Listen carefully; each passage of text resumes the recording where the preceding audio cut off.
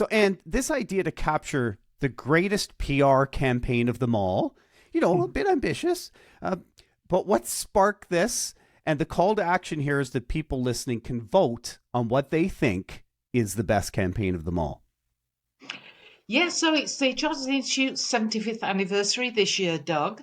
And our president this year, Steve Shepperson Smith, his theme for the year is the societal impact of public relations. We often talk about the impact that public relations has for organizations, but this is about society.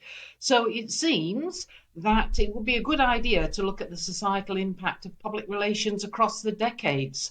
So what we've done is to get a group of fantastically expert judges to take a decade each and to pick their campaign for that decade that has changed the world. And now we're going to put it to a public vote. I mean, everyone's a winner, Doug. I mean, these are all Absolutely. fantastic campaigns. And it's in a way, I suppose it seems a bit naff to say, well, let's pick one.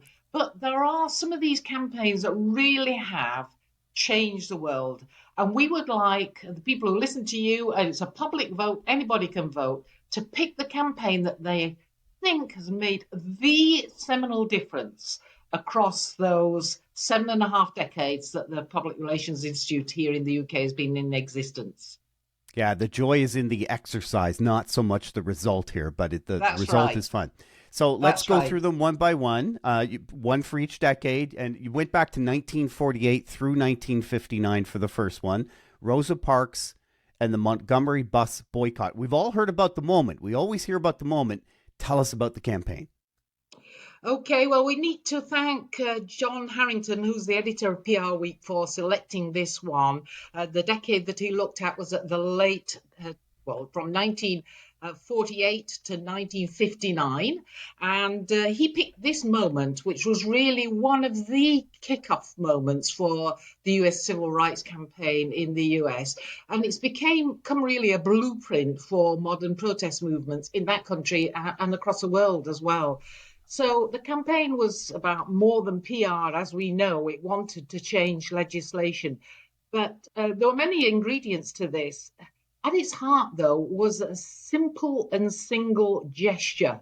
Rosa Parks refusing to give up her bus seat for a white person. And it sort of symbolized the injustice that was going on in the US and started a civil rights movement that is still continuing today, actually, Doug. And so we sort of think, well, that was also an impromptu action by Rosa Parks, but it wasn't. It's Right. interesting that some background to this bus boycott. And there's an organization in Montgomery, Alabama, where Rosa Parks lived called the National Association for the Advancement of Colored People, the NAACP. And they've been thinking about how they could mount a protest about the segregation on buses for some time. And they'd actually thought that they might back a campaign fronted by a young woman called Claudette Colvin. And she was the first person to refuse to give up her seat on the Alabama buses. But the president of the association found out that Claudette unfortunately was pregnant. She was 15 and she was single. So they Oh. axed her being the front to that campaign. Oh.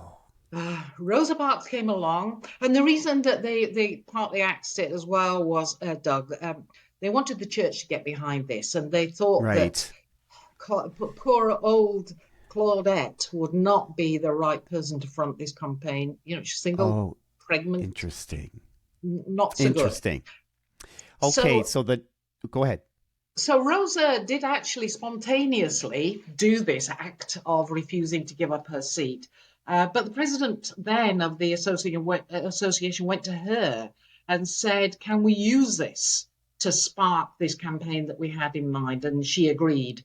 And the purpose of the campaign was to really put financial pressure on decision makers in Montgomery so that they will change their ways and allow Black people to not be segregated on buses anymore. And the challenge was for the Black people of Montgomery to be able to participate in the campaign because they were very, very dependent on the buses. So they had to convince black business owners and taxi drivers to provide alternative services to make this boycott possible.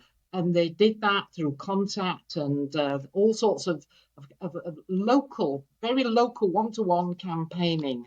But they also brought in a strong communicator. You might have heard about him. He's a guy called Martin Luther King.